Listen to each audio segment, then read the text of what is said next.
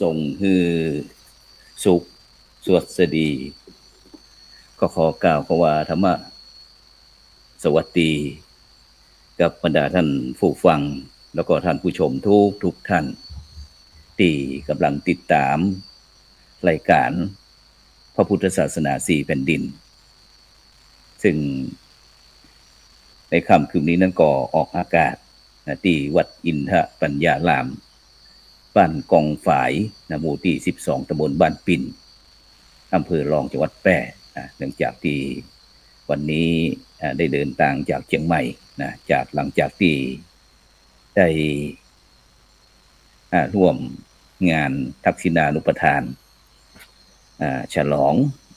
ปริญญาธรรมคณะสงฆ์จังหวัดเชียงใหม่ที่วัดดอกเสร็จเรียบร้อยแล้วก็เดินทางมาเพื่อที่จะร่วมสืบสานจารีตประเพณีพื้นบ้านล้านนาของเฮาก็คือคืน8ค่ำคืน8ค่ำเดือนเกียงเดือนเกียงหรือว่าเดือน11ไต่เดือนเกียงเหนือเดือน1เหนือเดือน11ไต่ก็จะมีประเพณีตานกล้วยสลากของพี่น้องเจ้าตำบลบ้านปิ่นอำเภอรองจังหวัดแพร่ซึ่งก็ได้สืบสานฮีตหอยจากฮีตประเพณีแบบคนเมืองของเฮาตั้งแต่พระครูโสพลยังเป็นละอ่อนประมาณสัก4-50 ปีที่ผ่านมาก็ยังหันอยู่แล้วกำลังคึกคืนขนาดนั้นเสร็จแล้ววันนี้ก็ได้มีโอกาสถามโยมป้อว่าสมัยที่ป้อเป็นละอ่อนน้อยประเพณีตานกล้วยสลากมีอยู่กะนะเพิ่นก็บอกว่ามีอยู่แล้วมีอยู่แล้วมีอยู่แล้วฉะนั้นก็ถือว่าตอนนี้ป้อ87ปีก็ถือว่าหลายร้อยปีเนาะหลายร้อยปีฉะนั้นก็ในช่วงนี้ถ้ามาตั้งตำบลบ้านปิ่นก็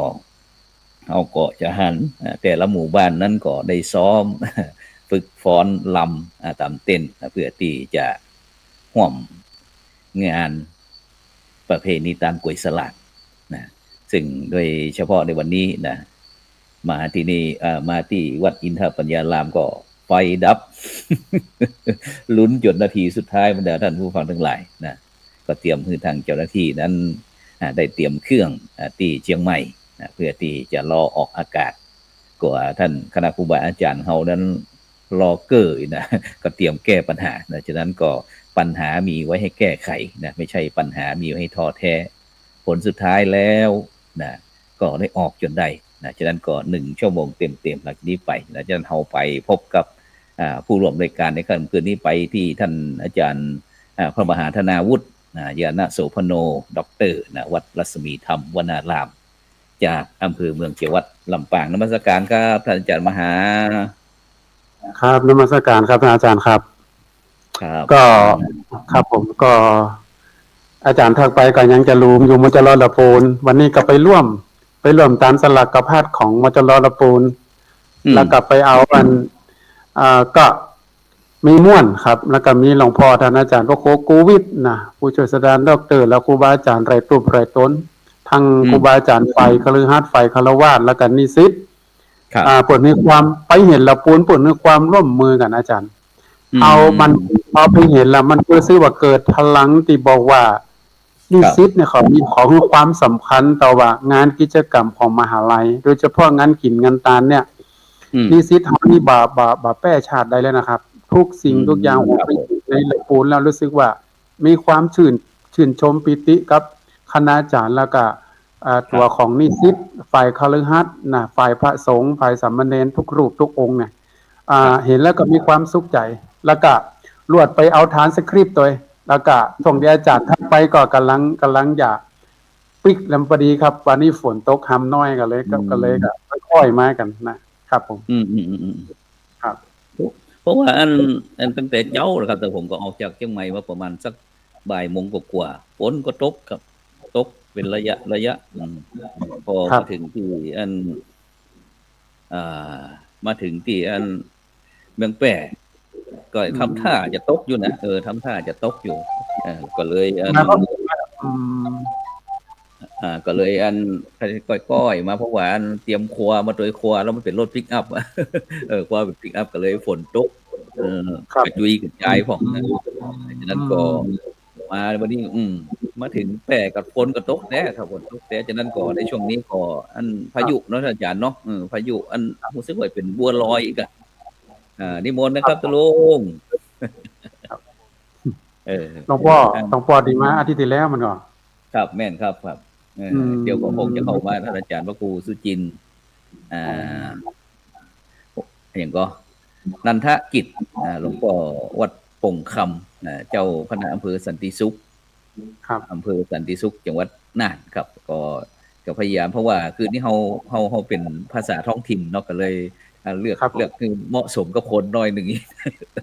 ฟังแล้วเพราะว่าสถานยกมันก็บอกนะครับหมู่ FC เขาก็บอกว่าฟังแล้วม่วนดีม่วนเพราะว่าอันจะได้ศึกษาโดยเฉพาะภาษาพื้นบ้านล้านนาภาษาเมืองเขาเนี่ยสมมติตะวันครับผมสมมติตะวันอาจารย์อยู่แป้ก็อยู่เชียงใหม่กำลังมาแป้ครับวันนี้จะมากินข้าวสลากเนี่ยวันพระเนี่ยเพราะว่าสร้างวัดไว้ที่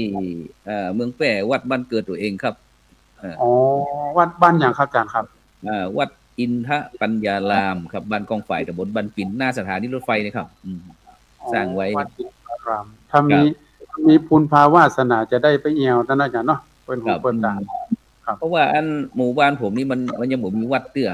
แต่หมู่บ้านเฮาก็ชื่อว่ามีคนบวชนักที่สุดก็ว่าได้นะครับตอนนี้ประมาณ9รูป10รูปมีตึงพระมีตึงเณรที่บวชนะครับเพราะว่าอันก็เลยว่าเวลาเฮากลับแล้วเฮาบ่มีที่พักเฮาต้องไปพักที่อื่นครับฉะนั้นก็เลยเริ่มต้นว่าจะได้ยังบ่มีก็ขอให้มีที่พักเวลาไปกลับมาเนี่ยบ่ได้นึกว่าจะสร้างวัดแต่มันก็เป็นวัด ไปโดยอัตโนมัติของมันนะครับจนนั้นเมื่ออันปี61หลวงปู่ทองเพิ่นได้นำกฐินปฐมกฐินมาทอดถวายที่นี่เสร็จแล้วเพิ่นก็วางศิลาฤกษ์อุโบสถไว้นะครับแล้วก็อันเปิดป้ายวัดให้หลวงปู่เมตตาครับฉะนั้นก็เลยเนี่ยอาศัยอันศรัทธาในตนตัวของหลวงปู่นี่แหละก็เลยว่าอันได้สร้างวัดถวายไว้ในพุทธศาสนาโดยโยมป่อเป็นคนผู้ขอสร้างวัดนี่เป็นต้นครับทีนี้ก็เฮาก็เลยว่าได้จำเป็นที่จะต้องมาดูแลเมื่อคนสร้างแล้วก็ต้องเป็นคนดูแลด้วยมันก็เลยจำเป็นต้องวิ่งเชียงใหม่เมืองแพร่เป็นว่าเล่นนะครับฉะนั้นมัสการครับครับภาษาครับครับวันนี้อันเป็นอย่างมาจ้าวันนี้ฝนตกทำอันไฟดับกะอันได้ยินครับนิมนต์ตุลุงพระครูหลวงตุลุงพระครูได้อันทักทายกับบรรดาท่านผู้ฟังท่านผู้ชมสักหน่อยหนึ่งครับผมนิมนต์ครับผมครับผมก็ขอสวัสดีผมเคารพประเดชพระคุณท่านทั้ง2รูปนะครับในเคารพอย่างสูงครับก็ขอเจริญพรญาติโยมทุกท่านเนาะช่วงนี้ก็เป็นช่วงอันฟ้าฝนนี่ก็ลากาซากำลังไปน้องบัวลอยมาหาแฮมนี่นะครับแม่นก็เลยฝนก็เลยตกหูจักยุดจักหย่อนแต่มันก็ดีอย่างนึงนะครับมันยังเกิดความชุ่มชื่นแต่ว่าที่สำคัญที่มันมีปัญหาคือไปหันไปนี่มันค่อนข้างจะยากน้อยนะครับเนาะครับตั้งลำปางตั้งเมืองแปร่เชียงใหม่ตกหลายอยู่กะครับก็อันเมืองแปร่นี่ก็ยังว่าอันตะลุงแต่กี้อันไฟดับก็มาเกิดว่าอยากจะได้ดีอุตส่าห์ตั้งใจไปก็พอดีเฮาที่วัดเฮาก็ใช้แผงโซล่าร์เซลล์เหมือนกันก็เลยครับอันไปหมุนนั่นแผงโซล่าร์เซลล์มาตั้งไว้กว่าจะออกปืนแผงโซล่าร์เซลล์คืนนี้เราก็จะใช้มือถือออกไปเปิดแม่คายที่วัดพระสิงห์เชียงใหม่นะพอดีมันก็แห่งสักกำหนึ่งกำลังตั้งทางไฟก็มาจ้ะลุงก็ว่าว่าคนเฮานี่มันปึงเป็นว่าอันยิ่งเจอวิกฤตมันเป็นโอกาสนะครับยิ่งดึกก็ยิ่งใกล้แจ้งยิ่งตุกยิ่งจะสุกเฮาก็บ่นึกถึงนี่มันเป็นแบบนี้เองนี่เนาะซึ่งโดยเฉพาะวันนี้ผมได้ตั้งหัวข้อว่าของบ่กินฮู้จักเน่าข ของบ่เล่าฮู้จักลืมอ๋อครับครับวันนี้ก็เลยเพราะว่ามันเป็นช่วงที่น่ากินน่าทานนะทุกลุงคอย่างรับผมเพราะว่ามันจะออกพรรษาแล้วเนี่ยเหลือประมาณสักแม่10 วันเพราะนว่าวันนี้ก็ขึ้น6ค่ำเดือนๆแม่นครับเกียงเหนือเดือน11ครับไตเออฉะนั้นก็อันเขาจะมาอู้เรื่องอย่างดีว่าของกินบ่ฮู้จักของกินบ่อันไอ้หยังก็ของบ่กินฮู้จักเน่าของบ่เล่าฮู้จักลืมโดยเฉคพาะกับรับข้าวกับปลาอาหารการกินแม้กระทั่งจีนถ้าเฮายิ่งถ้าเฮาบ่เก็บใส่ตู้เย็นบ่ย่างไฟไว้เน่าแน่ๆเขาว่าตะผมลุงคิดกินเน่ามันก็บ่ไข่เปิงเด้อเนาะครับผมว่ามันมันเป็นเรื่องที่จำเป็นที่เราจะต้องย้อนไปสู่เรื่องขององค์ความรู้หรือภูมิปัญญาเดิมครับเพราะว่าของเหล่านี้มันเป็นเรื่องสำคัญเหมือนวันนี้ผมเขานิมนต์ไปร่วมไปนำบวชป่าบวชป่าที่หม่อนพระเจ้าจังหวัดหม่อนพระเจ้าอำเภอเชียงกางเพราะป่าตรงนั้นมีอยู่ประมาณ400 กว่าไร่เนี่ยครับผมเคยไปเดินแล้วก็ไปสำรวจโอ้มันมีสมุนไพรค่อนข้างจะนักครับก็เลยว่าญาติโยมทั้งหลายเพิ่นเลยมาคิดญาติจะได้ดีนี่จะคือป่าตรงนี้มันเป็นป่าที่มันคงถาวรสืบทอดไปถึงลูกหลานบ้านใจเนี่ยอนาคตวันข้างหน้าเนี่ยก็เลยว่าถ้าจะเขาจะต้องอย่างสักอย่างหนึ่งคือมันมีเรื่องเล่าคือมันมีเรื่องเล่านั่นก็คือลองทำพิธีบวชป่าสืบชะตาก็ไม่กันเนาะบวชป่าผมเคยได้ยินแต่ว่าบวชพระสงฆ์สามเณรเป็กบวชตุเป็กพระแม่นครับเป็กตุบวชพระแต่นี่ลุงบอกว่าบวชป่ามันจะได้อันเนี่ยมีความเปลี่ยนไปเปลี่ยนมาเนี่ยจะได้ครับตะลุงที่ว่าบวชถึงห้องว่าบวชป่านี่ครับจริงๆแล้วเขาก็อย่างก็อู้กันเนี่ยกันเพิ่นเดี๋ยวนี้เพิ่นเป็นอุปชาก็ไม่แล้วหน่อยก็แม่นกันเนาะเนาะก็แม่นเพราะว่าวิถีชีวิตของคนเฮาถูกสอนคือเรื่องก็พี่น้องพี่น้องจะพูดเฮาบ่ให้บวชนี่ก็เนาะตะลุงเนาะก็เลยต้องมาบวชป่าเนาะครับก็เลยว่าเฮาอาศัยปัจจัย4คืออาหารเครื่องนุ่งห่มที่อยู่อาศัยยารักษาโรคแต่ว่าปัจจัย4แล้วนี่ส่วนใหญ่ฐานมันจะอยู่ในป่าถ้าเฮาอยากจะให้มันคงยั่งยืนได้เนี่ยเฮาจะต้องจะได้ก็ได้เอาความเจียมาใส่ในป่าบ่ให้คนไปทำร้ายเป็นจากป่าไปเป็นป่าอย่างอื่นอีกครับเนาะก็เลยเอาพิธีกรรมทางพระพุทธศาสนานี่เอาไปประยุกต์ใช้แล้วก็ชวนหมู่ละเอกละอ่อนนักเรียนเข้ามาช่วยกันแล้วก็ไปปลูกไปมัดแล้วก็ต้นไม้ต้นใดผู้ใดปลูกผู้ใดมัดไว้เอาผ้าสบงจีวรเก่าไปมัดไปผูกไว้ให้ต่ำไว้ตัวว่าตัวเองเคยมาตรงนี้ทำตรงนี้แล้วก็เหมือนนานตันตีมาเยี่ยมมาใจเห็นแต่หนึ่งว่าก็ไม่ต้นของตัวเก่าเนี่ยยังอยู่กออีกนะครับมันก็เลยเนี่ยผมก็เลยคิดว่าถ้าทุกปีให้ปากันญาติเยี่ยมกรรมพิธีการประยุกต์พิธีกรรมทำด้านพระพุทธศาสนาไปใจตรงนี้ผมว่ามันจะเนี่ยเป็นการอนุรักษ์ฟื้นฟูทรัพยากรธรรมชาติและสิ่งแวดล้อมคือมันดีขึ้นนะครับครับครับท่านอาจารย์มหาธนวุฒิครับอันมีความยินเห็นจะได้ตะลุงเปิ่นไปเป็นอุปชาวันนี้บวชป่าจะมหาธนวุฒิได้ยินก็ครับผม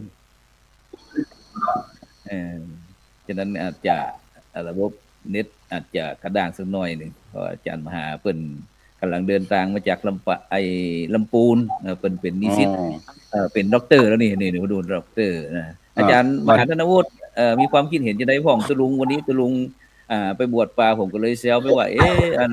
ก็พูดเฮาบวชมันกะนี่นะอย่างที่อาจารย์ว่าการบวชป่าได้ยินครับอาจารย์ได้ยินแล้วครับได้ยินครับ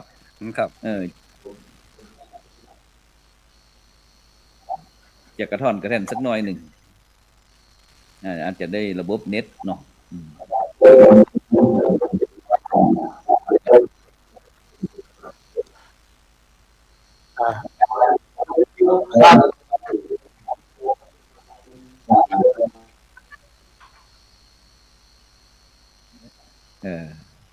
ว่าจะได้เขาจะมาหาครับผมอาจจะเน็ตอาจจะกระด้างอันจากนั้นก็ไปตีตะลุงกำหนึ่งอันตะกี้ผมติดใจว่าบวชป่าอันไอเวลาเขาเอาผ้าเหลืองไปไว้ที่ไหนไปมัดต้นไม้มีความเชื่อว่าคนจะบ่ตัดไม้บ่ทำลายไม้กะตะลุงบวชว่าจะได้ครับจริงๆแล้วผมว่าความเชื่อที่เกิดจากการปลูกฝังมาตั้งตั้งนานเนี่ยมันเนี่ยคือมันเนี่ยคือคนเนี่ยมันเกิดจิตสำนึกครับมันเกิดจิตสำนึกแล้วก็เขาจะสังเกตเห็นว่าขนาดคนเป็นพ่อเป็นแม่เพิ่นยังบอกว่าบัดนี้ไปเป็นอย่างเตี้ยเด้อขออีแม่อีพ่ออีแม่ได้เกาะชายพระเหลียงขึ้นสวรรค์กันนี่ครับก็เลยว่าสวรรค์ก็คือความสุขผมก็เลยคิดว่าถ้าจะอันเนี่ยการเอาพิธีกรรมเหล่านี้เอาไปใช้กับสิ่งที่มันเป็นผลที่มันจำรอยห้อยใจเฮาได้เนี่ยมันน่าจะทำให้เกิดความยั่งยืนและก็มันคงจะเป็นเรื่องของการพัฒนาได้เนี่ยครับเลยบลังไฟดับอย่างกะปุ๊บไปเลยอาจารย์มาได้ยินผมชัดเจนครับผมได้ยินชัดเจนครับอาจารย์ได้ยินผมก็ครับตะกี้อันผมได้ถามตั้งอาจารย์ว่าอันพอดีอันต้นลุงมาแล้วคนต่อเลยครับแล้วก็อันผมก็เลยว่าการเฮาประยุกต์แบบง่ายๆเอาเศษเสี้ยวผ้าเหลืองที่อันมันเป็นผ้าเหลืองเก่าผ้าเหลืองต่างๆนานาเนี่ยแล้วคือทุกคนที่เขาร่วมพิธีเอาไปอธิษฐานจิตอธิษฐานตั้งใจเงี้ยได้บอกว่าตอนนี้ไปข้าพเจ้าจะมีส่วนร่วมในการเป็นเจ้าของผืนป่าแห่งนี้เนอะโดยที่เอาสัญลักษณ์ของผ้าเหลืองเนี่ยเอามาผูกมามัดขอเทพบุตรเทวดาเจ้าที่เจ้าฐานได้จือได้จำไว้ฟังแล้วก็อันที่สถานที่นี้ครับว่าการบวชแล้วก็คงจะส่งผลต่อการเป็นพื้นที่ในการจะพัฒนาคุณภาพชีวิตของบรรดาพ่อแม่พี่น้องในชุมชนแห่งนั้นอีกเนาะก็เลยให้เปิดอธิษฐานอีกก็เอาไปมัดแล้วก็อันผมว่าบวชนี่มันแต่หัวใจของคำว่าบวชคือการละนะครับกิเลสของโลภของโกรธของหลงละของหันแก่ตัวเข้ามาใช้ชีวิตในฐานะเป็นสมณะพระสงฆ์องค์ข้าเจ้าแต่ถ้าว่าเขาไปบวชป่าก็ต้องเขาจะต้องละในเรื่องการตัดการฟันการเพี้ยวการถางการจี้การเผาเนี่ยก็ถ้าเขาละได้จี้แล้วเนี่ยผมว่าสิ่งที่มันจะเกิดขึ้น1ทำให้ดินดี2ทำให้น้ำดีเพราะป่าเป็นต้นต่อบ่เกิดของแม่น้ำต้นน้ำ3เนี่ยทำให้อากาศดี PM 2.5 ก็จะบ่เกิดแล้วก็4เนี่ย3ดีนี่จะดีได้เราต้องทำคนให้เป็นคนดีมีพื้นที่ให้คนได้มามีส่วนร่วมฮักสามัคคีลมไม้ลมมือตั้งจิตตั้งใจณบริเวณป่าแห่งนั้นอีกครับครับผมครับสาธุครับอันไปที่ท่านอาจารย์พระมหาธนวุฒินะครับยานะโสพโนนะครับด็อกเตอร์วันนี้มีพวงดรโดยครับดอนเดี๋ยวนี้วัดรัศมีธรรมวนารามจากจังหวัดลำปางครับอาจารย์ครับอันลุงพระครูสุจินต์นันทกิจหลวงพ่อเจ้าคณะอำเภอสันติสุขวัดโป่งคำจังหวัดน่านครับเพิ่นได้วันนี้เพิ่นได้ไปบวชป่าคณะสัตยาญาติโยมไปบวชป่าประมาณ 3-400 ที่จำกลางโดยเอา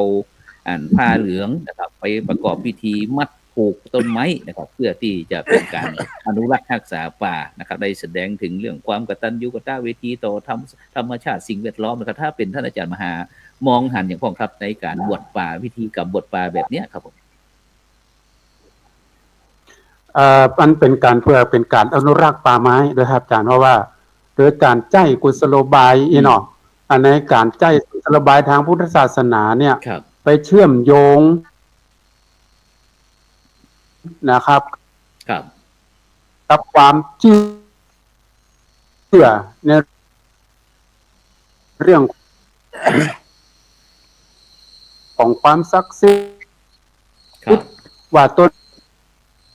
ไม้แต่ละต้นมีเทพบุตรเทวดาอาศัยรักษาอยู่ถ้าใครจะไปตัดต้นไม้ต้นตอกเนี่ยจะมีเทพบุตรเทพมาตัวมีมเหสักโขมีมเหสักโขผู้มีศักดิ์ใหญ่เนาะยอดใหญ่รักษาปกปักรักษาไทยบ่ห้าใบเจือบ่ฟังก็อาจจะเกิดเป็นอันตรายเกิดเป็นคืดอย่างเงี้ย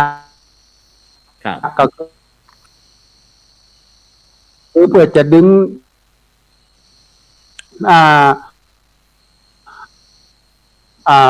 อายุภัยสิ่งตัดไม้ทำลายป่าจนเตรียนนะจ๊ะเนาะมันก็จะเกิดภัยธรรมชาติเวลาฝนหลากน้ำนองมาก็จะท่วมท้นเนาะนะแล้วก็เป็นการเปลี่ยนแปลงเป็นการเปลี่ยนแปลงจิตใจคนว่าผ้าเหลืองเนี่ยเป็นเสมือนธงชัยแห่งพระอรหันต์เนาะถ้าบางคนเป็นมีความฮิริคือความละอายโอตตะปะคือความเก่งกลัวเนี่ยไปตัดไปแล้วผลบัวก็จะเหมือนไปตัดประคาดเจ้าตนหนึ่งครับก็กลัวเป็นบ้าเป็นกรรมเอาละเป็นป่าและต้นไม้ในการปลูกจิตสำนึกของชุมชนตัวอาจารย์ครับพิธีช่วยกันสร้างเขาจากตุงชุมชนเข้ามามีส่วนร่วมเนี่ยเป็นการให้ชุมชนตระหนักถึงคุณค่าของการรักษาป่าไม้ลำธารเพื่อความสมดุลของธรรมชาติบ่ฮือเกิดอุทกภัยวัฏภัยเป็นต้นแล้วก็โดยเฉพาะการเริ่มของการ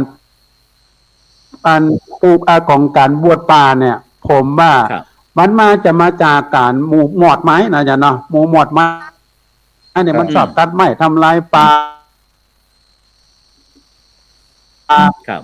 บางทีก็ทำธรรมชาติเนี่ยมีความเปลี่ยนแปลงฝนบ่ตกตามต้องฤดูกาลเวลาฝนฝืนป่าไว้เนี่ยผมว่าอนาคตข้างหน้าเนี่ยป่าจะเป็นธรรมชาติที่คือสัตว์น้อยใหญ่โดยเฉพาะจ้างอาจารย์จ้างเสือสิงห์กระทิงแรดสมัยก่อนเขาอาศัยอยู่ในป่าอุดมสมบูรณ์พอมนุษย์เขาไปตัดไม้ทำลายป่าเนี่ยเสือสิงโตสัตว์ไล่หรือแม้แต่จ้างเนี่ยต้องหนีเข้ามาอยู่ในชานเมืองก็จะเป็นอันตรายกับชีวิตคนเห็นไหมไปทำลายพืชพักเพราะอย่างพ่อมนุษย์ไปทำลายป่าที่อยู่ไปทำลายบ้านเปิ่นเนาะไปทำลายบ้านของสัตว์มันเนี่ยสัตว์มันนี่ก็เลยปิกกลับมาทำลายบ้านตัวเก่าเพื่อป้องกันครับอาจารย์เพื่อป้องกันว่าคือคนที่คิดจะตัดไม้ทำลายป่ามีจิตสำนึก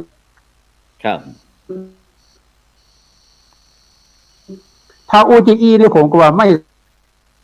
ซักป่าไม่ซักท้องเนี่ยแถวจังหวัดแป้มันจะนักนะอาจารย์ครับผมอันนี้ก็ขอฝากท่านอาจารย์ด้วยครับครับผมนมัสการครับครับซึ่งโดยเฉพาะหลังจากที่ได้ฟังท่านอาจารย์พระครูสุจินต์นันทกิจแล้วก็ท่านอาจารย์พระมหาธนวุฒิยนะโสพโนได้นะครับได้ถึงเกี่ยวกับเรื่องการบวชป่าแล้วตุลุงครับผมว่าอันเฮามานึกมาหันความศรัทธาพี่น้องพุทธศาสนิกชนที่มีความมั่นคงในทางพุทธศาสนาเนาะน่าจะเป็นว่าถ้าเรื่องบาปเรื่องกรรมเรื่องเวรเรื่องกรรมเรื่องบุญเรื่องกุศลอย่างต่างๆเหล่านี้นะครับที่โดยเฉพาะอันที่ว่าตะกี้นั้นจะบ่มีคนไปตัดไม้ทำลายป่าอย่างนี้นะฉะนั้นมันเป็นกุศโลบายที่แยบยลนะตะลุงเนาะโดยเฉพาะอันมีพิธีกรรมมีพิธีกรรมเข้าไปแต่เขาจะหันว่ามีแต่มีการสืบชะตาบวชพระบวชเนนสืบโหราชะตาพระสงฆ์องค์เจ้าหรือว่าศรัทธาญาติโยมอุบาสกอุบาสิกาในจะเนื่องในงานมงคลของงาน รอบวันสำคัญของตัวเองของอย่างต่างๆเนี่ยฉะนั้นเรามามองถึงเรื่องความ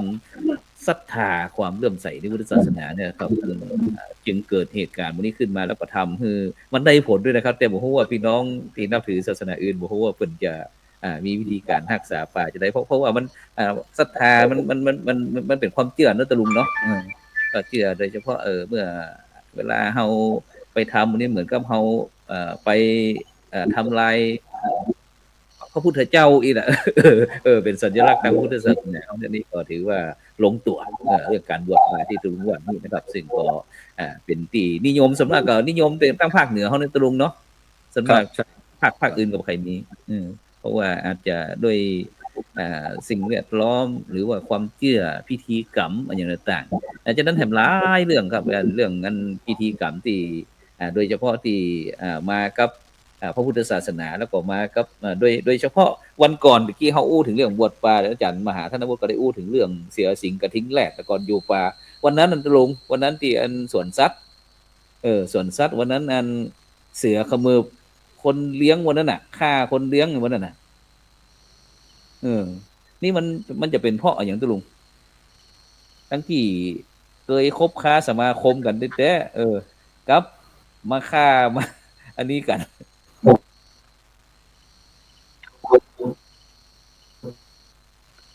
ผมว่าผมว่ามันน่าจะมองดูพอใน2นัยยะเนาะครับ2นัยยะที่1ก็ผมว่า1เกิดจากความประมาทของคนความประมาทเลินเล่อเผลอตัวอีเนี่ยความประมาทเลินเล่อเผลอตัวคนบ่เก่าเป็นยังว่าเนาะบ่ดีไว้ใจต่างบ่ดีวางใจคนยังให้จนใจตัวเองจิกะคนเฮาบ่ว่าเป็นสิ่งมีชีวิตทั้งหลายเนี่ยเฮาไปไว้ใจมันเหมือนกับเฮาอยู่บนฐานของความประมาทครับคืออาจจะบ่ได้ระมัดระวังตัวเก่าประการที่1ประการที่2ถ้ามองในเชิงของทางด้านจิตวิทยาเนี่ยเอาต้องไปศึกษาบุคคลผู้นั้นตัวว่าเปิ้นมีปัญหาหยังกับชีวิตก็เปิ้นจึงอันเปิ้นจะฆ่าตัวตายจะแขวนคอตายจะทำอัตวิบัติตัวเก่าก็กลัวว่าคนจะไปเล่าไปลือไปในทางที่บ่ดีเอาลองมาใช้วิธีนี้นี่บ่เนี่ยอันนี้เนี่ยเฮามองแห่มเชิงแห่มมุมมองนึงแห่มมิตินึงอีกนะครับเนาะถ้าว่าเฮามองอีกก็หมายความว่าสังคมมันบ่น่าอยู่ละสังคมมันน่าอยู่ละอาจจะเกิดจากความเครียดอาจจะเกิดการบีบคั้นด้านสภาพแวดล้อมตัวเก่าจากครอบครัวตัวจากคนอยู่ใกล้ตัวหรือว่าความเป็นหนี้เป็นสินความอย่างเนี้ยอันนี้ก็เป็นส่วนนึงเพราะว่าเฮามองถึง2ส่วนเนาะแต่ทั้งนี้ทั้งนั้นเนี่ยผมว่าอาชีพเหล่านี้มันเป็นอาชีพแห่งความเสี่ยงถ้าว่าเฮาบ่คนประมาทบ่คนไว้เนื้อเชื่อใจกับสิ่งเหล่านี้ครับกันเฮา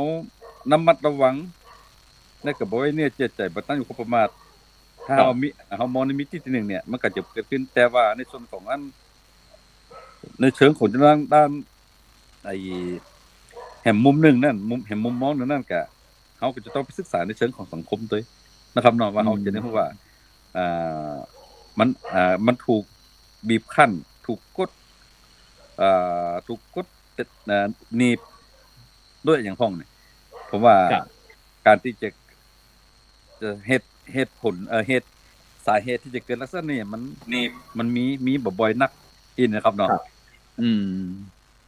ครับฉะนั้นก็เป็นไปได้เนาะติดรุ้งว่าอาจจะพื้นฐานการดำเนินชีวิตของบุคคลนั้นอาจจะนะซึ่งมันก็เป็นไปได้ใน2ทางสาเหตุจะเกิดลักษณะนี้ครับเพราะว่าผมว่าฉะนั้นก็เป็นไปได้ถ้าว่าอันเพิ่นอาจจะคิดว่าเพราะว่าทำวิธีอย่างอื่นมันจะยากอันมันจะบ่ได้อย่างแต่ถ้าเป็นลักษณะนี้มันจะสื่อถึงลูกถึงครอบถึงครัวตัวเก่าก็จะต้องมีคนมารับผิดชอบในส่วนของเหตุการณ์นี้ครับเนาะอันนี้เฮามองไว้เฮ ามองเผื่ออืมครับถ้าจะมหาธนวุฒินะครับ อันมองในมุมนี้ในที่สวนสัตว์แห่งหนึ่งในมุมหนึ่งของประเทศไทยอ๋อ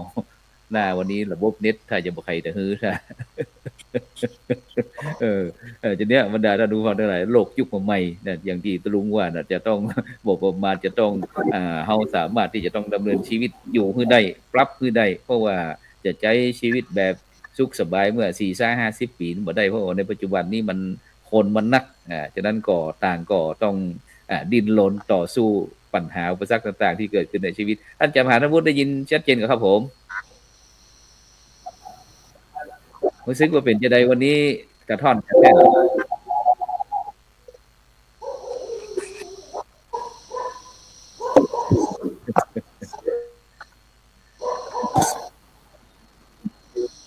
ถ้าจะบอกใครได้อันนี้แต่ฉะนั้นตรงครับนอกจากที่บวชป่าแล้วเฮาความเชื่อเนาะความเชื่อที่ว่าเพื่อที่จะได้รักษาภูมิรักษาป่าสิ่งแวดล้อมต่างๆคือมันอุดมสมบูรณ์แล้วก็คือคุณค่าแก่การดำเนินชีวิตของพี่น้องโดยเฉพาะเรื่องอากาศในปัจจุบันนี้อากาศต้องขายตรุงเนาะหลายที่หลายป่าที่เป็นผลิตคือผมว่าผลพลอยได้จากตรงนั้นน่ะนอกจากปัจจัยสี่อาหารเครื่องนุ่งห่มที่อยู่อาศัยยารักษาโรคเนี่ยผมว่ามันมีปัจจัยอื่นๆที่มันก่อเกิดตรงนี้ได้แต่สิ่งหนึ่งผมว่าที่น่าสนใจเกิดเขาต้องบอกว่าสิ่งที่ทำลงไปเนี่ยมันจะต้องมันก่อเกิดในเรื่องมันเป็นเรื่องการปลูกฝังคุณค่าแล้วเขาจะพัฒนายกระดับให้มันเป็นมูลค่าได้จะได้ฟ้องนะครับเพราะว่ามูลค่าตัวนี้เนี่ยมันจะเป็นแรงจูงใจให้คนได้หันมาคือคนได้หันมาสนใจแล้วก็เอามามีส่วน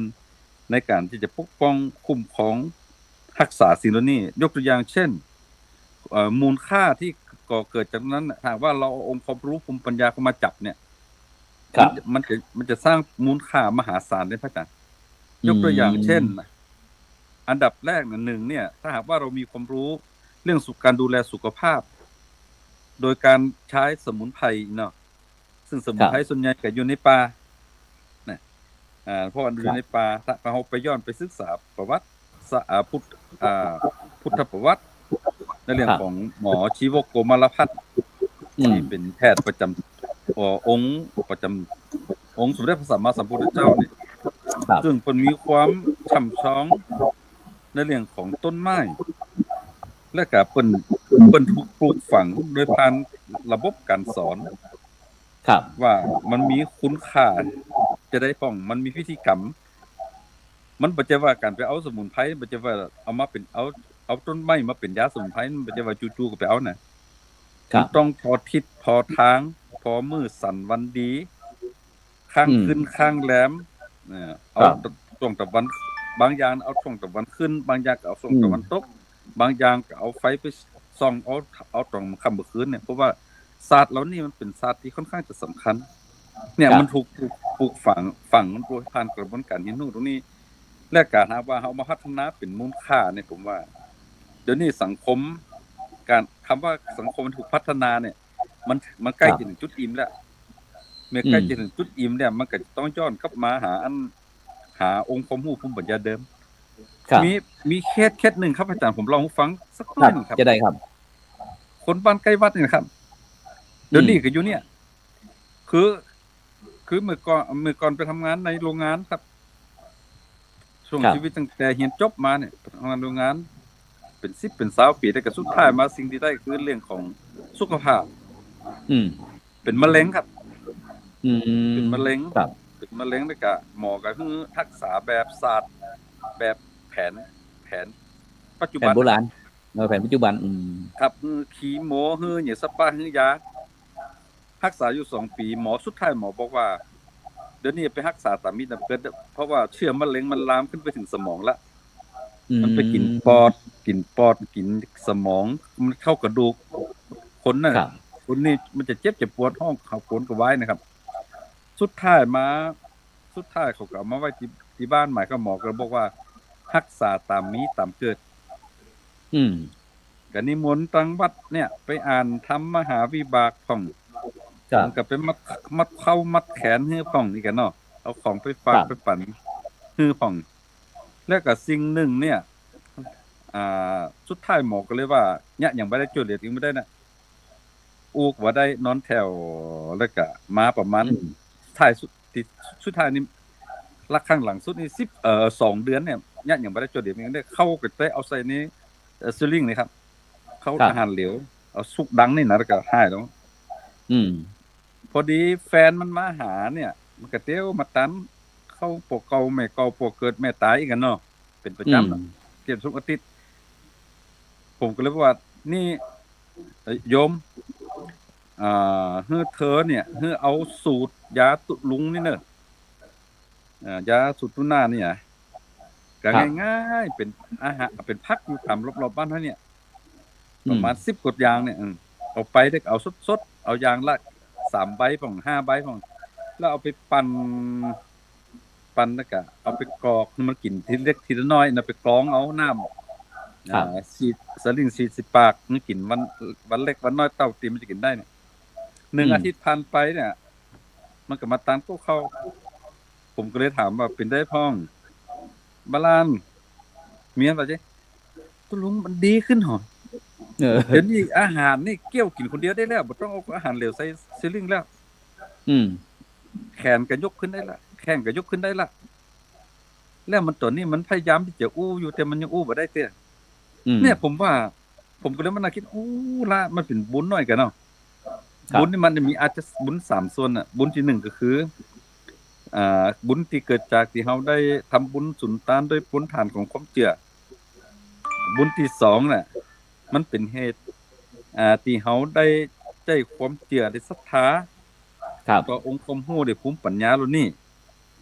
แล้วก็บุญที่3คือบุญที่เฮาได้ดูแลเสียสละดูแลรักษากัน3 บุญมารวมกันแล้วมันก็เลยให้เกิดปรากฏการณ์ที่อันนี้ครับเรื่องล่าสุดผมหันนะเนี่ยผมว่าองค์ความรู้ภูมิปัญญาแล้วนี่ถ้าว่าเฮาไปเรียนรู้และสืบสานแล้วก็เอามาใช้ผมว่าด้วยความเชื่อมั่นและศรัทธาผมว่านี่มันจะส่งผลนะครับในการแก้ไขปัญหาที่มันถึงที่สุดแล้วนี่ครับอันนี้ก็มาเล่าให้ฟังครับนี่เป็นเคสนึงเนาะที่อันตุลุงได้ถึงเรื่องอันศรัทธาญาติโยมใกล้วัดเพิ่นเป็นมะเร็งระยะสุดท้ายแล้วหมอนี่บ่สามารถรักษาได้ตุลุงก็เลยมีอาศัยมีความรู้อันปัญญาท้องถิ่นอาศัยปัญญาท้องถิ่นที่อีป้อเพิ่นเคยเป็นป้อหมอยามาก่อนก็เลยได้มรดกตกทอดมาก็แนะนำนี่เนาะแนะนำกับปัจจัยก็ดีขึ้นก็น่าสนใจท่านอาจารย์มหาธนวุฒิครับผมครับอาจารย์ได้ยินก็ครับได้ยินแล้วเนาะ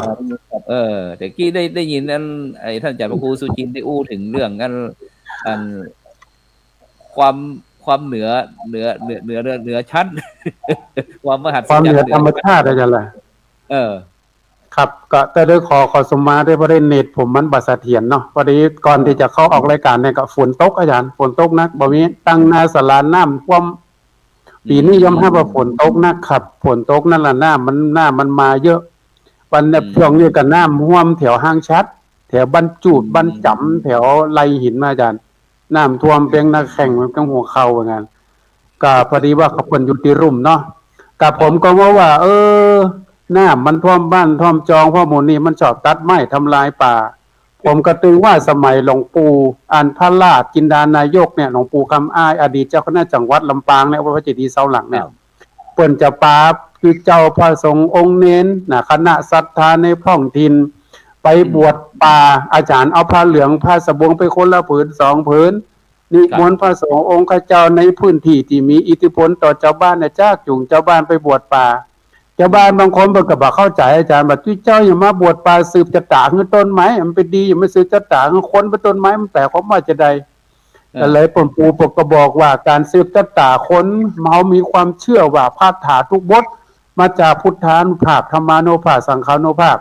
ทำมือคนใครฟังแล้วมันชื่นใจแล้วมีเทวตานุภาพด้วยอานิสงส์แห่งเทวดาอานิสงส์แห่งบุญโดยแต่การจะสวดผืนป่าคือต้นไม้เนี่ยหลวงปู่พระราชจินดานายกเปิ้นว่า สืบให้เทวดาที่รักษาต้นไม้เปิ้นจะได้มีปิติมีความยินดีจะรักษาป่าไม้ให้เฮาเจ็ดลูกเจ็ดหลานเฮาบ่ทำลายต้นไม้เปิ้นก็บ่ฮื้อน้ำมาทำเนาะเวลาน้ำมันฝนมันตกนะเปิ้นก็จะปัดน้ำบ่ฮื้อมันท่วมบ้านท่วมจองเฮาก็จะแคล้วคลาดปลอดภัยเขาก็เชื่อนะอาจารย์นั่นเนี่ยน่ะก็คือเป็นทัศนคติของครูบาอาจารย์เป็นฮื้อกับชาวบ้านเนาะเฮาก็ได้ยินได้ฟังแล้วก็คนเฒ่าคนแก่เปิ้นมีกุศโลบายว่าเวลาฝนจะตกมดมันจะขึ้นที่สูงอีเนาะเวลาอันมาเดือน12มันจะติดสัตว์มันจะเห่าหอนเนี่ยเพิ่นว่านะเวลาที่เจ้าเปิ้นจะทำกินทำทานสมัยก่อนก็ต้องเคาะระฆังเวลาเปิ้นว่าเวลางัวควายหายเนี่ยก็ต้องเคาะระฆังเป็นสัญญาณว่าสัญญาณเนี่ยเป็นงัวควายหายเวลาสัญญาณตีกองวันศีลวันพระจุเจ้าตีกองชิงมองจุคนเท่าก็ว่าโอ้วันพุกวันพระละอีเนาะเปิ้นก็จะได้รักษาศีลทำกินทำทานกันมันก็เป็นวัฒนธรรมประเพณีที่ศรัทธาเจ้าบ้านล้านนาเหนือเฮาเนี่ยมีความเชื่อว่าทำบุญก็ต้องได้บุญทำบาปได้บาปเพราะฉะนั้นคนสมัยก่อนเปิ้นกลัวบาปกลัวกรรมสมมาตรอาจารย์สมัยก่อนมีปอกอุ้ยแม่อุ้ยผมเปิ้นเขาว่าเปิ้นถอดเกิบไปนอกวัดนะอาจารย์เขาก็ถามบอกอุ้ยถอดเกิบเป็นอย่างในวัดบ่ได้เอาเกิบก็เป็นในวัดกันเดียวซ้ายมันจะติดเกิบเป็นบาปเป็นกรรมเพราะว่ากรรมจะได้บาปจะได้อุ้ยอีเนาะเอาบอกเข้าใจเป็นนอนอยู่เวลาไปเข้าป่าเปิ้นว่าเข้าป่าเนี่ยจุดธูปบอกเจ้าตีเจ้าตังกันเด้อต้นไม้ใหญ่ๆเต็มบุญเต็มดารักษาต้องหญ้าดีๆปีไปเอามีดไปฟันไปทำลายเปิ้นนะเปิ้นจะมาจกคอหัวไอ้น่ะสมัยก่อนมันก็กลัวนะจ๊ะเนาะสมัยก่อนเป็นนอนเลี้ยงควายผมไม่เลี้ยงควายคือลุงมาตั้งแต่อยู่ป .5 อาจารย์ป .5 ป .6 เลิกโรงเรียนมาหนุ่มเตียวอย่าพื้นโอ้มันม่วนครับสมัยก่อนมันม่วนไปนากวางสมัยเซาะกวางมาจนมันม่วนเนาะสมัยนอนนี่นะครับพักหน่อไม้เก็บเห็ดคือแม่มาต้มโอ้บัดเดียวนี้มันหายากแล้วครับอาจารย์หายากวิถีชีวิตอย่างนั้นหายากแล้วปัจจุบันเนี่ยครับครับซึ่งโดยเฉพาะตั้งท่านอาจารย์มหาธนวุฒิแล้วก็ท่านอาจารย์พระครูสุจินต์นันทกิจได้อู้ถึงเรื่องการบวชป่าฉะนั้นมันก็คงจะบ่พ้นเรื่องป่านอกจากที่เจ้าบ้านชุมชนต่างๆที่จะมีการบวชป่ารักษาป่าอนุรักษ์ป่าแล้วโดยเฉพาะมันเปิ้นมีพิธีกรรมเลี้ยงผีป่าเลี้ยงป่าเจ้าลุงอู้ฟังหน่อยจะได้นี่ในความเชื่อของเจ้าบ้านนะครับเพราะว่าเรื่องผีเนี่ยมันมีมาก่อนศาสนาเรื่องก่อนพุทธศาสนาเขามันปลูกล่อหลอมกันมาก็ว่าเจ้าตีเจ้าฐานหรือว่าเจ้าป่าเจ้าเขาเนี่ยผีสั่งมาล้างดงตีอันเจ้าบ้านมันเจียดถือกันมานะเขาไม่ได้เจียดสื่อแบบงมงายนะครับอาจารย์ครับที่ผมสังเกตพอเนี่ยเขาจะสังเกตว่าอย่างเช่นว่าการจะไปเรื่องผีเนี่ยเพราะว่าผีขุนน้ำนะครับมันเกี่ยวข้องกับน้ำเพราะว่าผีขุนน้ำผีฝายเนี่ยผีขุนน้ำผีฝายเนี่ยเขาจะต้องเอาอย่างไปเลี้ยงมันก็ครับบ่ใจว่าเอาแบบเรื่องผีปลาก็จะเอาเรื่องผีฝายบ่ใจนะครับอันนี้กับองค์ผู้ปัญญาในการจัดการเพราะว่าฝายนั่นน่ะส่วนมากเขาจะเอาหัวหมู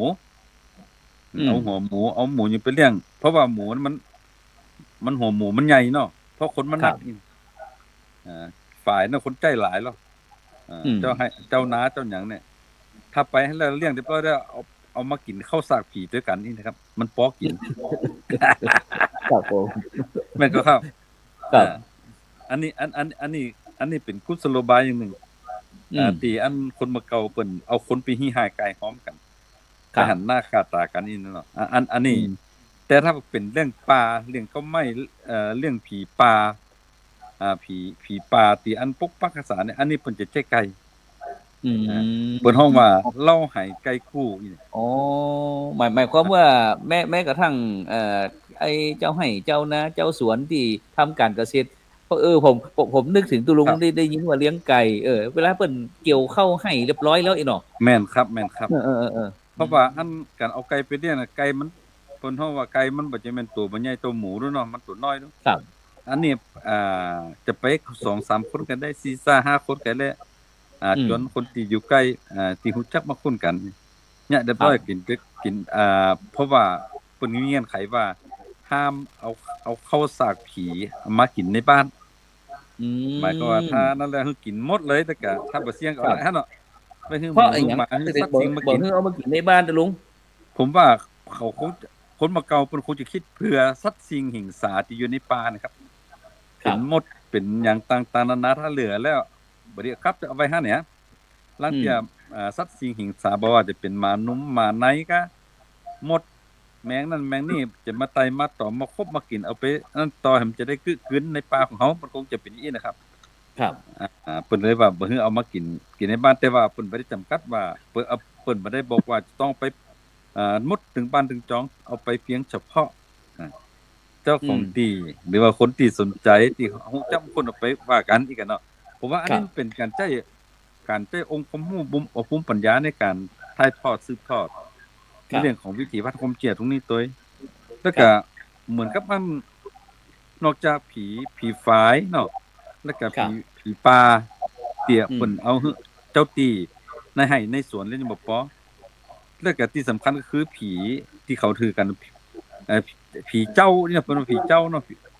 ผีเจ้าหลวงผีเจ้าหลวง ปนห้อง เจ้าหลวง คนลั่นนา ผู้ปกครอง ตระกูลครับตระกูลไผตระกูลมัน ครับครับ ผี อย่างเช่นว่า บร พ ร ระอาจารย์ บรรพชนนี่เนาะ ครับอย่างพระอาจารย์โสพลเนี่ยตระกูลมาจากนี่ก็จะมีผีเฉพาะ ผีเจ้านี่บ่นำว่าผีเม้งว่าอาจารย์เนาะ ครับใช่ครับ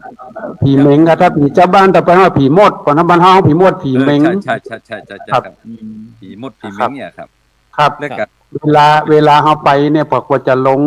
เพิ่นเฮาว่าจะลงทรงน่ะไว้เจ้าเข้าผีมื้อเนี่ยอาจารย์ล้านนาเฮานี่มีนะครับ เวลาไปป่าเนี่ยจะเล่าหายไก่กูป้อผมเพิ่นเป็นควานช้างอาจารย์ครับหลวงพ่อครับ ครับ อันนี้ฮันเตื้อเนี่ยป้อเพิ่นไปเลี้ยงผีเพิ่นกะไปเลี้ยงเหล้าขาวเพิ่นเอาเหล้าหายไก่กูเนาะ ครับ เปิ้นก็บอกว่าเอากัดเปิ้นกันพอเลี้ยงผีเสร็จเปิ้นก็ย้อนเหล้าว่าผมกินผมอ่ะมันกินเป็นเหล้าป่อเอาเหล้าให้ลูกให้หลานกินไปดีเฮายังนอนอ่อนอยู่บ่ได้กินเตอะยังน้ำบ่ได้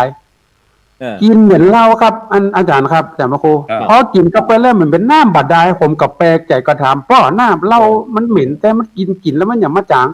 ป้อบอกว่าขี้ซากผีมันก็จางกะเฮาก็เชื่อนะครับสมัยก่อนมันจางเนี่ยนะอาจารย์มันเป็นสิ่งที่แบบสมัยก่อนเขาสงสัยเนาะสงสัยไม่เนี่ยเวลาป่อผลจะเข้าป่าว่าจะไปฮักหน่อไม้เอามันเอาอันนี้ไปตัวเนอร์เอาหอมเอาเทียมไปตัวเนอร์จะเข้าป่านี่ถ้าคุณจะไปอิงบนต้นไม้ใหญ่เนี่ยเวลาฝนตกฝนห้ำเนี่ยมันจะไปปึ่งต้นไม้ใหญ่บ่ได้นะ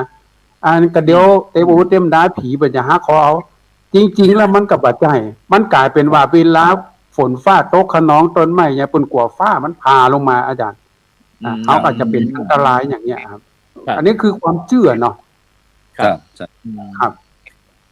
ซึ่งโดยเฉพาะถ้าเป็นละออนถ้าสามรูป3ตน3องค์นี้น่าจะถ้าได้พูดถึงเรื่องผีล่องๆอีกแล้วนะเพราะว่าอันอย่างกรณีเวลาผมไปป่ากับป่อกับอ้ายเนาะเปิ้นติดล้องัวควายไว้เนี่ยเวลากินข้าวก่อนกินข้าวเนี่ยเฮาจะต้องเอาเข้ามาถึงปั้นหนึ่งเสร็จแล้วก็เอาอาหารกับกินเนี่ยเฮามาใส่วางให้น้อยแล้วก็ไปวางบนตรองนี่เด้อบอกคือแม่ธรณีเจ้าตีเจ้าตางบอกมากินข้าวตุลุงตั้งเมืองน่านตั้งลำปางพอมีอยู่ก็มีครับเดี๋ยวนี้เขาก็มีอยู่ครับลำปางมีครับอาจารย์เวลาเปิ้นน่ะขอเอาปันกวยหน่วยวังพระแม่ธรณีอันผมเคยถามป่อว่าป่อถ้าเฮาไปป่าไปดงเนี่ยในอย่างวางกล้วยแคบหมูจิ้นส้มพระแม่ธรณีเปิ้นว่าบอกกล่าวพระแม่ธรณีเวลาเฮาไปเซาะหน่อไม้เซาะพักใส่เครืออย่างเนี้ยเซาะเฮ็ดเซาะปลาอย่างเนี้ยเปิ้นจะบ่ทำมึงเฮาหลงติดหลงตางเฮาก็บอกเปิ้นว่าถ้าเฮาหลงปื้อปลาเฮาออกจากป่าคือได้เนี่ยมันจะเป็นความเชื่อเพิ่นอาจารย์เพิ่นว่าถ้าคนไปเนี่ยเนี่ยผีปลาผีดอยผีโขงมันจะปิดหูปิดตาผีห้วยผีหนองจะปิดหูปิดตาเฮาทำให้เฮาหลงป่าเกิดอันตรายเกิดจากเสือคบกะอย่างเงี้ยน่ะสมัยก่อนน่ะเดินไปจิตจ้างมันดุกะงูเห่าเกี่ยวก่อนที่มันสวกนะอย่างมันจะเกิดอันตรายต่อชีวิตเพราะฉะนั้นมันเป็นความศาสนาความเชื่อของคนเฒ่าที่เป็นปลูกฝังเข้ามานะอาจารย์เนาะครับอย่างนึงผมว่ามันเป็นสัญญาใจระหว่างธรรมชาติกับคนครับเพราะคนสมัยก่อนเขามีสัจจะแล้วแล้วเพิ่นจะเข้าป่าแล้วไปบอกเจ้าตีเนี่ยจะไปเอาอันนี้เนิ่มจะเอานอสักซ่า ถ้าเต็มซ่าแล้วก็จะเอาเปอะมาใส่แหมก็บ่ได้ละเขาก็เบาแล้วครับว่าอันในบ่อันน่ะถ้าหากว่าบ่มีสัญญาใจเกี้ยมันจะให้เกิดความโลภเมื่อเกิดความโลภปุ๊บเนี่ยเกิดความหลงแล้วจะบ่ฮู้จักปอนี่มันจะเป็นหน้าไปในที่เหมือนกับพันธรรมอาจารย์พระอาจารย์นั้นมหาธนวุฒิวาเกียแต่ก็จะเป็นให้หลงป่าหลงนั่นบ่ฮู้จักปิกปอกย้อนบ้านอีกกันเนาะเนี่ยสมัยก่อนเขามีสัญญาใจกับธรรมชาตินี่นะครับมีสัจจะเนาะครับใจเนี่ยมันเป็นการปอกินเอาปอกินเรื่องการสอนธรรมะไปในตัวนะครับซึ่งอาจจะแจ้งคำว่าภาษาพระเป็นห้องไหวก็โพชเนมัตตัญยุตายกันเนาะคือจักปอประมาณนี้เนาะผมมีเรื่องสงสัยอย่างนะครับหลวงพ่อครับหลวงพ่อพระครูครับอ่านเปิ้นว่าอันเข้าไปปามข้ามคืนระวังผีปกกะลงน่ะผมก็บ่เคยเห็นผีปกกะลงอันทำเดียวว่าอันผีปกกะลงเป็นลักษณะจะได้ครับอาจารย์ครับผมก็บ่เคยหันสักเทื่อเนี่ยมีก็ยังสงสัยมีก็ครับผีปกกะลงผีจะได้ครับอันที่จริงผมก็บ่เคยหันแต่ว่ามันเป็นเรื่องของความเชื่อที่ปลูกฝังมาผมว่ามันเป็นคำสอนอย่างหนึ่งให้คนระมัดระวังในการที่จะเดินตางกลางค่ำกลางคืนนี่นะครับผมว่าผีปกกะโลงมันจะก่อไฟอีเนาะ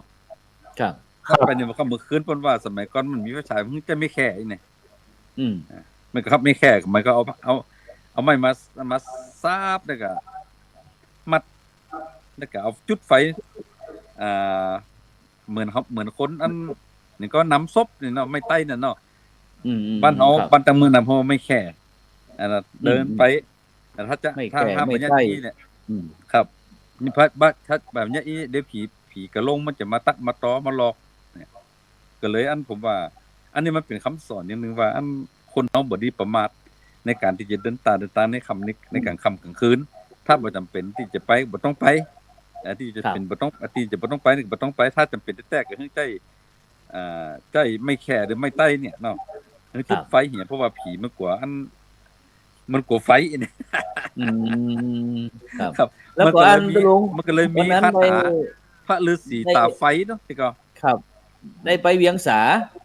ไปเวียงสาหมู่บ้าน1ไปหมู่บ้านศีล5นี่แหละที่นี้เปิ้นนั้นมีผีนางกวักอ๋อครับวันนั้นได้ยินหลวงพ่อเทพนายกฟังเปิ้นว่าเปิ้นได้แวะพอที่อันตั้งเมืองน่ะบ่ฮู้ว่าอันผีนางกวักมันจะได้ตุลุคืออันนี้มันเหมือนกับอันถ้าเป็นสมัยนี้เป็นเดี๋ยวนี้ผีนางกวักก็เหมือนกับอันเจ้าแม่เนาะทรงกะร่างทรงกะหรือมาคีนี่กะครับแต่เฮาไปตักเฮาจะไปตักเอาอย่างเช่นว่าถ้าว่าอันหุ่นมากวักมันแกว่งเนี่ยก็เฮาตักว่าถ้าจี้ไปติดนี่ของหาอยู่ที่นี่ก็มันหายแต่ก็คนรักถ้ามันหายแต่นี่ก็ขอหยุดถ้ามีคนรักก็ขอให้บ่หยุดคนขโมยไปก็ขอให้บ่หยุดสมมุติว่าของเหี้ยของหายนั่นไปตักเองครับแล้วมาอยู่ตัดใดลงมากวักมันจะมีหูอยู่หรออยู่ทิศใต้ทิศเหนือทิศหยังอีกกันเนาะผมว่าถ้าว่าเฮามองใน2มิติน่ะมิติที่1ก็คือมันเป็นเรื่องของความเชื่อครับแต่ก็สมัยก่อนมันพิสูจน์ได้ด้วยเพราะนี่2น่ะมันเป็นเรื่องของการย่าฮืออันคนที่มันเกิดเขาสงสัยไสนะครับครับมันใจอ่อนน่ะเนาะมันกลัวเนี่ยมันก็เลยว่าเนี่ยข้าได้เอาไปแล้วซุกไว้หั่นเอาซ่อนไว้นี่วางไว้นี่ครับส่วนมากผีมากวักนี่เขาจะไปเสาะถามเรื่องอันงัวควายเหี้ยหายกะนี่ครับโดนของเหี้ยหายกะนี่ครับ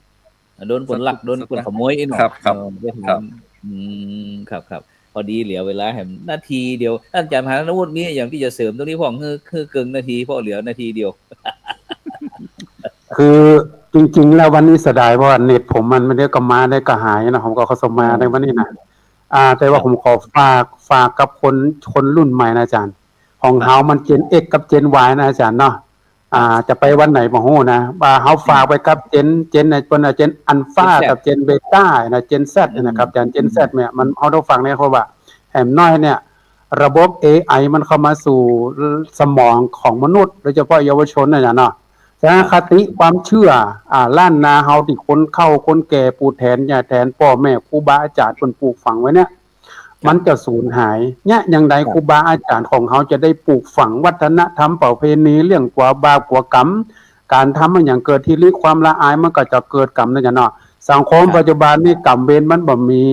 มันบ่หันจริงมันก็เลยเนี่ยทำอย่างผิดวัฒนธรรม ประเพณีลูกล่วงกับคนเฒ่าคนแก่บางทีบ่ค่อยลูกบ่ค่อยนับถือพ่อแม่บ่ค่อยนับถือครูบาอาจารย์นี่น่าเป็นห่วงขอฝากฝังโดยเฉพาะหลวงพ่อครูบาอาจารย์เนี่ยก็ทับเนี่ยอย่างใดเขาจะปลูกฝังเยาวชนให้มีทัศนะคือความเชื่ออย่างเช่นบอกว่าปลูกป่าถ้าเจนอันฟ้าเจนแซดเนี่ยมันบ่ค่อยเชื่อละว่ามันจะเป็นไปได้ว่าปลูกว่าแล้วก็คือต้นไม้มันยืนยันเกิดหมอดป่าหมอดไม้มันมาตัดหรืออย่างใดอย่างเงี้ยเขาจะมีกฎนโยบายอย่างไรที่จะทำให้น้องออนเนี่ยมีทัศนะคือความเชื่อในเรื่องบาปบุญในเรื่องรักษาวิถีธรรมชาติป่าต้นน้ำเป็นต้นอันนี้ขอฝากฝังไว้ด้วยครับครับสาธุครับฉะนั้นก็ฝากไว้นะครับอันปูแถนยาแถนเมื่อกี้ได้ยินท่านอาจารย์มหาธนวุฒิอู้ฉะนั้นวันเสาร์หน้าเขาจะมาอู้ถึงเรื่องปูแถนยาแถนด้วยตะลุงเนี่ยตะลุงสมคิดเอาเตรียมตัวไว้อาจารย์มหาธนวุฒิด้วยนะปูแถนยาแถนไม่ช่วยขยายเจนแซ่ฟังกันหนึ่งครับปนว่าปูแถนยาแถนพอเกิดไม่ไกลเนี่ยครับเดี๋ยววันเสาร์หน้าเขาจะมาอู้กันเพราะว่าวันนี้เวลาหมดเวลาครับกับขอบคุณท่านอาจารย์ครับนันทกิจนะครับวัดป่งคำจะเอาคณะอำเภอสันติสุขจังหวัดน่านท่านอาจารย์มหาธนวุฒินะครับยานสุพรรณโนดรครับวัดสมีธรรมวนารามจากจังหวัดลำปางพร้อมถึงบรรดาท่านผู้ฟังท่านผู้ชมทุกท่านรับฝันดีมีเงินใจไล่โลคาพยาธิบ่เจ็บบ่จนร่ำรวยทุกคนสำหรับในคำวันนี้ขอกล่าวคำว่าสาธุครับ